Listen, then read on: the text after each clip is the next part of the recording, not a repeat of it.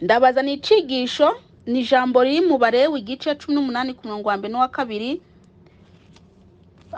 Turebe n'irindi riri mu Balewi nyene igice 20 ku murongo wa 26. Yesu nashimwe cyane.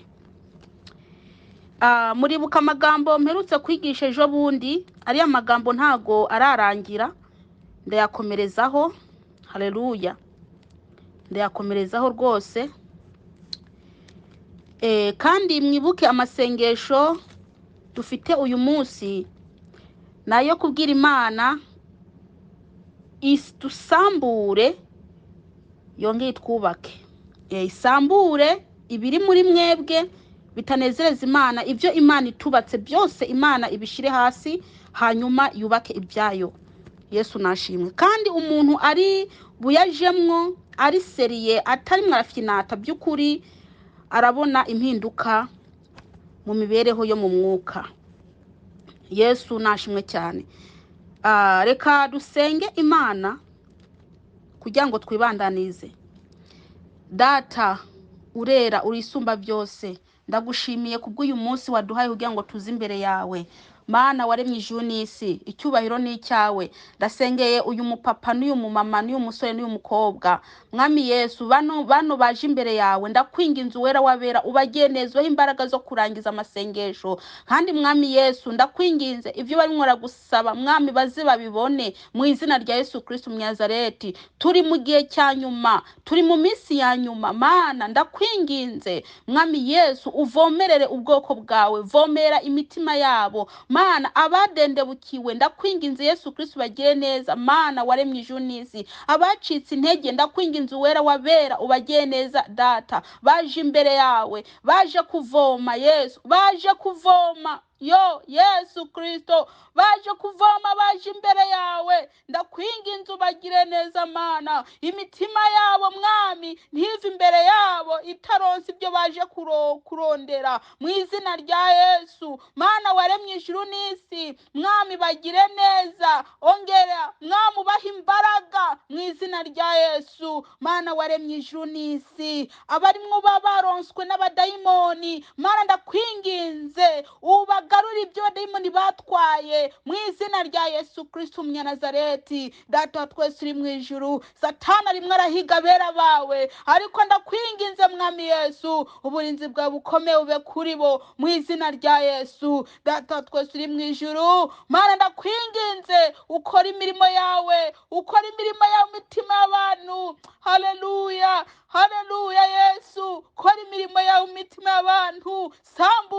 Sambura bakuremwe ibyo utateyemwo, bakuremwe ibyo udashizemwo mu izina rya Yesu. Mana waremye ijuru n'isi, sambura ubushakanyi, sambura ubusinzi, sambura uburozi n'ubuti bwose n'ukwambika ubusa, sambura ukwikinisha, sambura ibintu byose ubona bitakunezeza biri kuri bo mu izina rya Yesu, maze ushire mu ibyawe mu izina rya Yesu. Urakoze Mwami, urakoze ugiye kuba natwe mw'uyu mwanya, urakoze ugiye kuba nanjye mw'uyu mwanya. Ndakwinginze uhabwe icyubahiro Mana, ijambo ryawe ni inkota ikarishe. Haleluya, igenda ikabaga imitima y'abantu. Mwami Yesu ndagushimiye, nyemera mubyeyi nasame nawe uburi ubwoko bwawe, ntabari ngewe ngaragara ahubwo umwuka wera Mwami bari wagaragara. Urakoze mubyeyi, urakoze Yesu, urakoze kugiye kubana nanjye, urakoze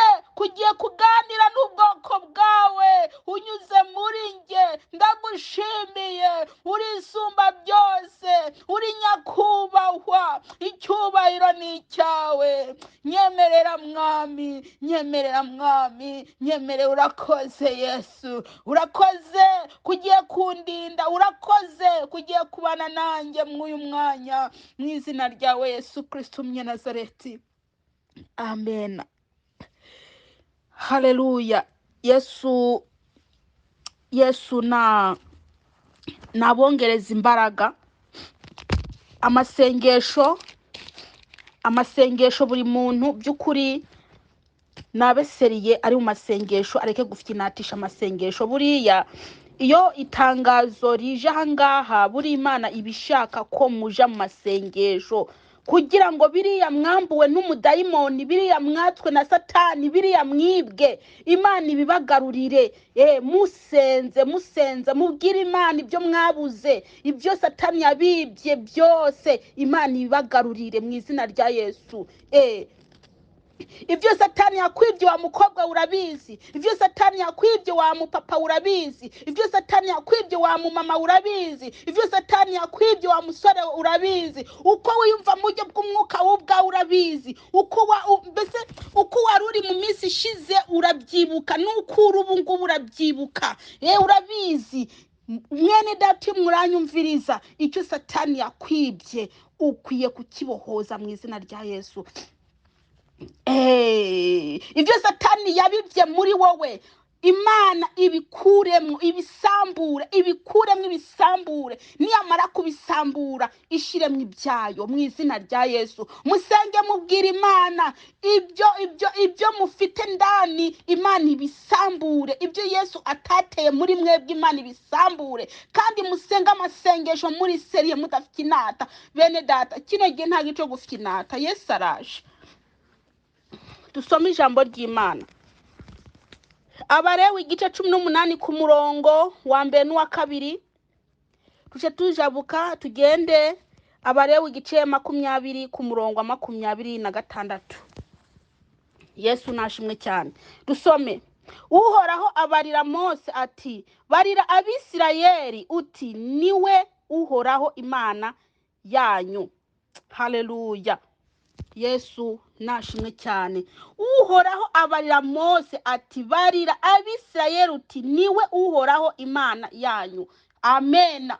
Nanjye reka ndabwire ngo niwe Uhoraho Imana yanyu. Uwo mwamuwo niwe Mana yanyu. Nuko muri ko muramwikunkumura, reka ndababwire ngo niwe yabaremye, kandi ni nawe yaje ahangaha mwisi kugira ngo apfire ubwoko bwe. Yaje ahangaha mwisi yihindura umuntu ari Imana, aza kugira ngo we wa mukobwa we ntuzupfe rubi, aza kugira ngo we wa musore we ntuzupfe rubi, nawe wa mupapa we ntuzupfe rubi, nawe wa mumama we ntuzupfe rubi. Reka noneho ndakwibutse ngo ni Imana yanyu.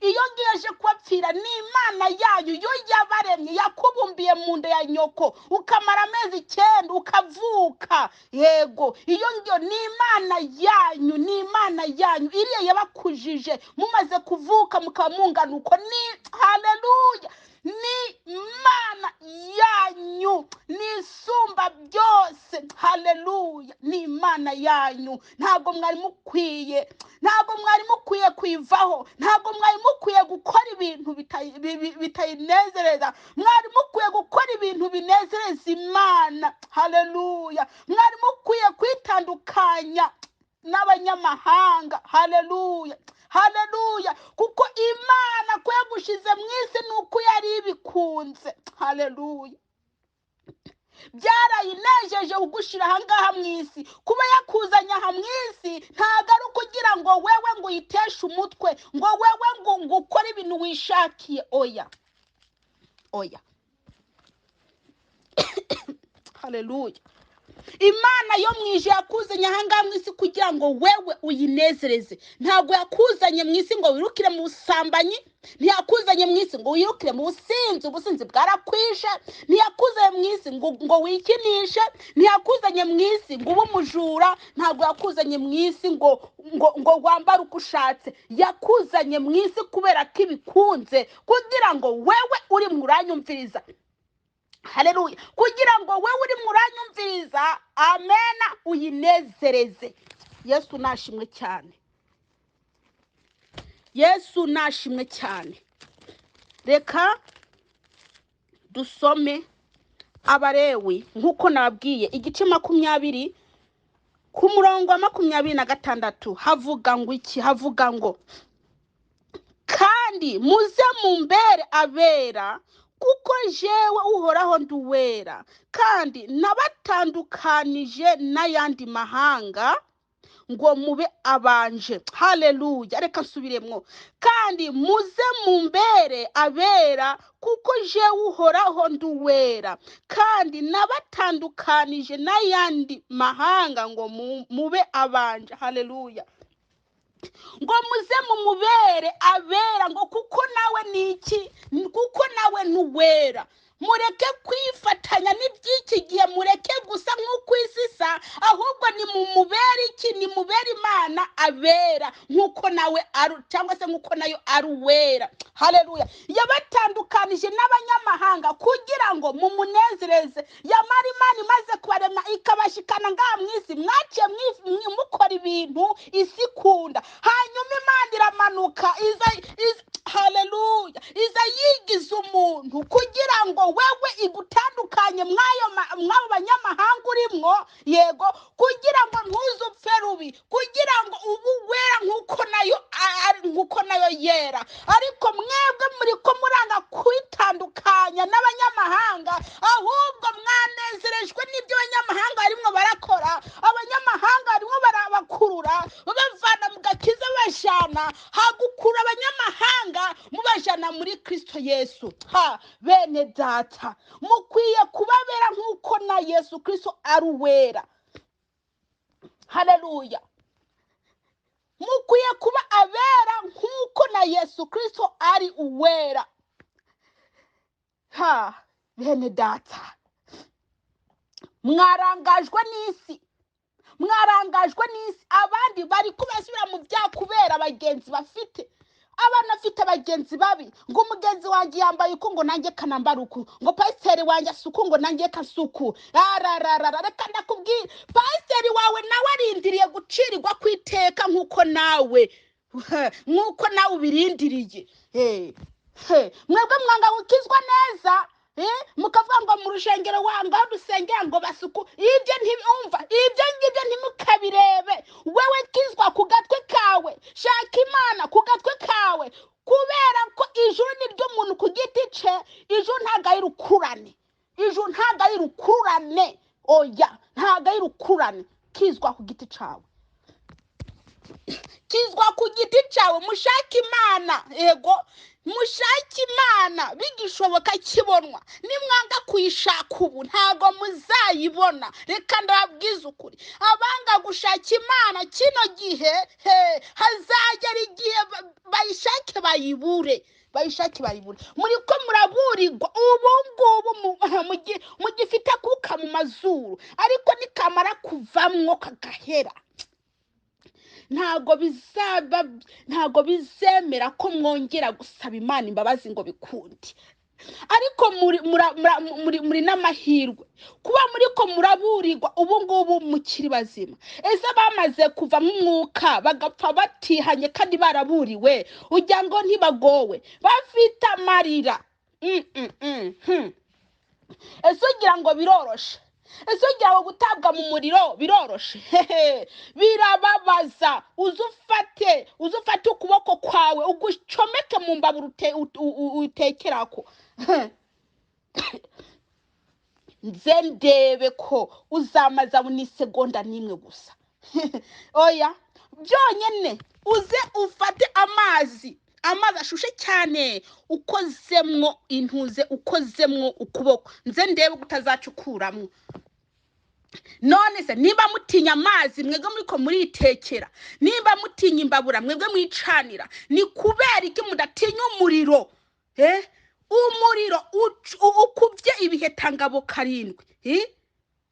Ni kubera iki mutawutinya? Umuriro wacanwe n'Imana, ni kubera iki mutawutinya? Mubandanya mu byaha, mukabandanya mukora biriya, mukabandanya mukora na biriya, yamara mwaburirwa mukanga kumva, mwaburirwa amatwi mukazibira. Ese muzi iminsi mumaze, ariko iminsi musigaje ntayo muzi. None kubera iki mwigize intumva kandi muguma muburirwa? Nikuberiki mwigize intumva kandi muguma muburirwa. Mwari mukwiye gukizwa rwose, nimukizwe rwose, mureke kwikumbagaza mu byaha. Mubwire Imana ibasambure, yongere kandi bubake, isambure ubwo buryarya buri muri mwebwe. Imana isambure uko kwiyambika ubusa, mugenda mwambaye ubusa, mugenda mwambaye ubusa ndi mugahambira amabuna abandi. Reka amarangi yarabamaze, amahere nibiki, mwafashe iby'isi mbese mubyimatisha ku mibiri yanyu. Reka iyo sigiye kuzindwa nkuru karatasi, iyo Imana igiye kuyizingazinga, niyamara kuyizinga nkuru karatasi, reka ndakubwire wewe amatanye n'isi, isi yakumaseho, nawe uzawumeze ute? Mwari mukwiye kubabera nk'uko Imana yo mu ijuru ari yera. Mwari mukwiye kubabera nk'uko Imana yo mu ijuru ari iyera. Yesu nashimwe cyane. Reka kwigira ngo uri pasiteri, reka ndakubwira mwene data, niba udashaka gukiranukira Imana ukitwara izina ngo uri pasiteri, iryo pasiteri iryo ziryo ntabwo izagutwara mu ijuru. Hazaja mu ijuru umuntu yemeye kwitwa umwana w'Imana, kandi abana b'Imana afite uko bameze. Ntabwo bitwaza ngo ndi pasiteri ngo ninde. Reka wewe uri murabeshwa na Satani akoresha iryo zina ryawe kukwereka kuri pasiteri, mbese ndayabaye ukwe. Reka ndakubwiye Satani mwarakubesha. Wewe kiranukira Imana, umugwa mukora ibyango ndi pasiteri, wibe ngo uri pasiteri, usambane ngo uri pasiteri, ye baba we uhahaze abo uyoboye ngo uri pasiteri. Reka ndakubwire Yesu Kristo ntabwo yagutumye ngo ukore ibyo ngo wirate ngo pasiteri, ubuzina bwitwa pasiteri. Ubwo buzina ubwo ngubwo ni bwantu bagize iki bahagaze ko bagakengera Imana, bakinjira mu majipo y'abagore bakita ngo ni pasiteri, bakinjira mu bintu by'abagabo bakita ngo ni pasiteri, bakavuga ngo ni pasiteri. Iryo zina iryo ngiryo rikora kubesha, nta namwe rizagushikana. Ariko niwakiranukira Imana ukitandukanya n'ubwo busambanyi wewe wicokeza mu bantu uze mu majipo y'abagore, ukitandukanya n'izo nzoga uri murangwa wihije we wa muntu uri kuranyumviriza, ndakubwiza ukuri gukiranuka neza ugakizwa neza, ibyo ngibyo bizagushikana mu bwami bw'Imana. Ariko nta zina ryitwa pasiteri cyangwa perezanta ngo bishop ibiki ngo apotre, ibyo byose ntabwo ibyo bizabashikana mu bwami bw'Imana. Mureke guhendwa na Satani, mureke guhendwa na Satani, nimukizwe rwose, nimukizwe rwose. Ye baba we mukizwe rwose. Icyo Imana ibakeneho nuko mukizwa rwose. Mwiyambika ubusa ngo muri ba bishop, mukiyambika utumini mukaja mu rushengero ngo muri ba bishop, ngo muri abagore ba pasiteri. Mugende kuyobya abasore bari mu urwo rushengero, mugende kuyobya abo bapapa bari mu urwo rushengero, barebe ibyo bibuno watekeye ngo uri pasiteri, barebe ibyo bibuno watekeye, ibyo biguru washize hanze ngo uri pasiteri. Abasore batangira basambanire mu bitekerezo mu urwo rushengero, abagabo batangira basambane mu urwo rushengero, basambane nawe mu urwo rushengero, nawe ngo uri pasiteri kurayobya abantu, uri murabashira ikuzimu. Reka ndakubwire, hindukira bicitwa uyu munsi, mutangiye kwambara mwikwiza ibyo bibuno, mugenda mwenda iso mashengero. Imana yo mu ijuru ishaka kuri ibyo bibuno byanyu, ni mupfuke mwubahe so wanyu wo mu ijuru. Mureke kwita ngo pasiteri, iryo zina ryo rizagushikana mu bwami bw'Imana. Ni mukiranuke rwose, mwicishe bugufi, kuko abishize hejuru bose Imana izabashira hasi.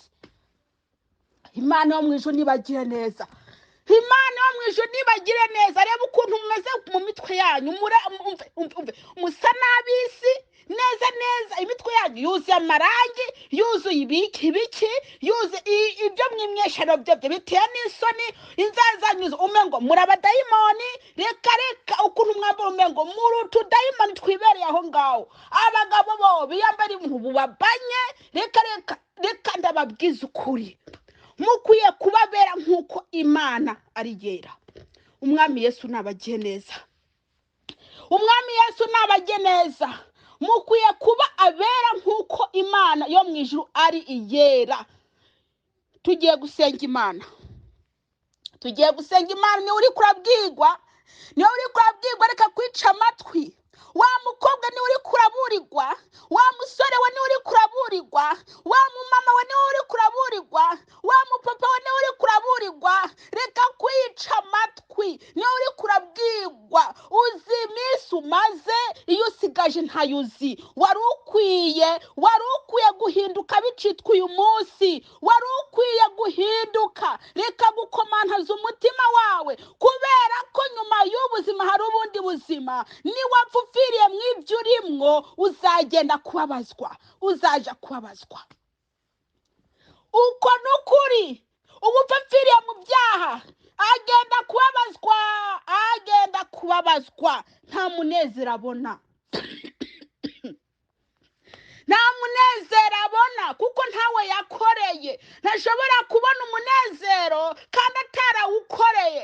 Ibyo yakore nibyo azabona. Ntushobora gupfa uri umusinzi ngo ugende ngo Imana ikunezeze ngo mwana wanjye ngo karibu mu ijuru ngo aranejereje. Reka uwo musinzi urazi yaje aja kubabazwa. Bene data, mwebwe mufite amatwi y'anyabiri kandi muracari bazima, mwari mukwiye kwitandukanya n'abanyamahanga, mube abera nk'uko Imana ari yera. Umwami Yesu nabagire neza. Reka ndabibutse ko Umwami Yesu arateze amaboko, ateze ibiganza. Umuntu uwo ari we wese ari bwemere ko ari umunyabyaha, umuntu uwo ari we wese ari bwireba agasanga hari aho yaguye, agafata umwanzuro wo kubyuka, Umwami Yesu aramurindiriye kugira ngo amubabarire. Umwami Yesu arindiye umukobwa aje imbere ya Yesu asaba imbabazi. Umwami Yesu arindiye umupapa aje imbere ya Yesu asaba imbabazi. Umwami Yesu arindiye umumama aje imbere ya Yesu asaba imbabazi. Umwami Yesu, haleluya, Umwami Yesu arindiriye umusore aje imbere ya Yesu asaba imbabazi.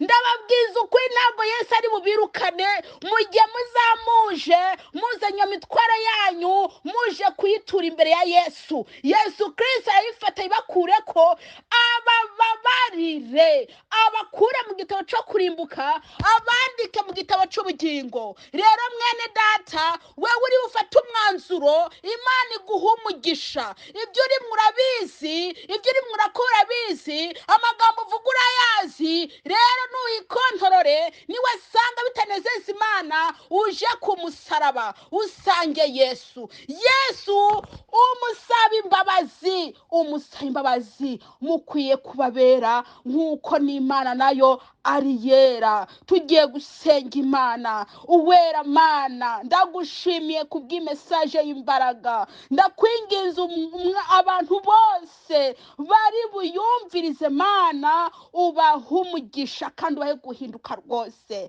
Ni mu izina rya Yesu Kristo Nazareti. Amen.